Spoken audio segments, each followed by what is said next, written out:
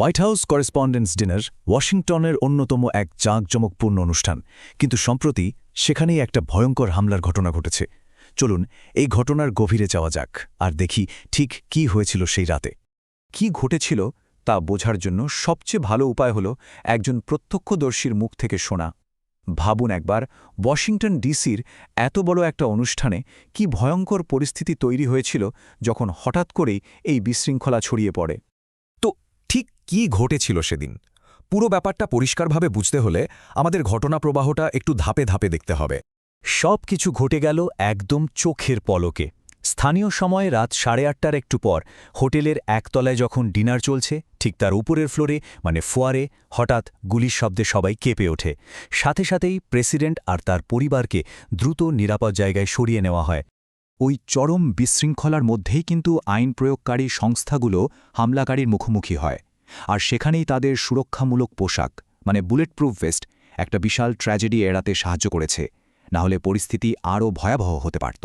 এখন প্রশ্ন হল, কে এই ব্যক্তি যে এই পুরো হামলার ঘটনার পেছনে ছিল? চলুন তার পরিচয় আর ব্যাকগ্রাউন্ড সম্পর্কে একটু জেনে নেওয়া যাক। সন্দেহভাজন ব্যক্তির নাম কোল টমাস অ্যালেন, বয়স ৩১ বছর, ক্যালিফোর্নিয়ার বাসিন্দা।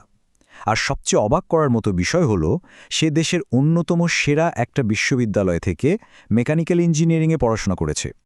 তদন্তকারীরা মনে করছেন এই হামলাটা হুট করে হয়নি, বরং এটা ছিল পূর্ব পরিকল্পিত। কারণ অ্যালেন পশ্চিম উপকূলের লস অ্যাঞ্জেলেস থেকে ট্রেনে করে প্রায় পুরো দেশ পাড়ি দিয়ে ওয়াশিংটন ডিসিতে এসে পৌঁছেছিল। আচ্ছা, হামলাকারীর উদ্দেশ্য কী ছিল সেটা এখনও পুরোপুরি পরিষ্কার না।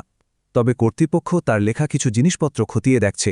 শোনা যাচ্ছে এর মধ্যে একটা ম্যানিফেস্টো বা ইশতেহারও ছিল, যা থেকে তার উদ্দেশ্য সম্পর্কে আরও কিছু ধারণা পাওয়া যেতে পারে।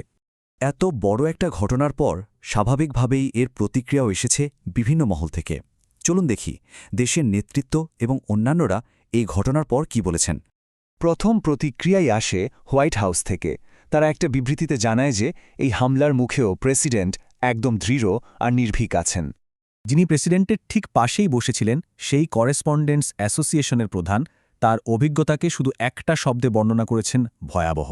আর তিনি সিক্রেট সার্ভিসে ভূমিকারও অনেক প্রশংসা করেছেন। এই ঘটনার খবর কিন্তু দ্রুতই সারা বিশ্বে ছড়িয়ে পড়ে। যুক্তরাজ্য, কানাডা, অস্ট্রেলিয়ার মতো দেশগুলোর রাষ্ট্রপ্রধানরা সাথে সাথেই তাদের উদ্বেগ প্রকাশ করেন এবং এই ঘটনার তীব্র নিন্দা জানান। এখানে একটা গুরুত্বপূর্ণ বিষয় হল, এই ঘটনাটা কিন্তু কোনো বিচ্ছিন্ন ঘটনা নয়, বরং এটা একটা বড় এবং বেশ উদ্বেগজনক একটা ধারারই অংশ। এটা ভাবতে সত্যি অবাক লাগে যে সাম্প্রতিক বছরগুলোতে এ নিয়ে তিনবার প্রেসিডেন্ট ট্রাম্প একটা বড় ধরনের নিরাপত্তা হুমকি বা সরাসরি হত্যার চেষ্টার মুখোমুখি হলেন। আর এই ছবিটা দেখলেই বোঝা যায় এই নিরাপত্তা হুমকিগুলো কিভাবে দিন দিন আরও ভয়ঙ্কর হয়ে উঠছে।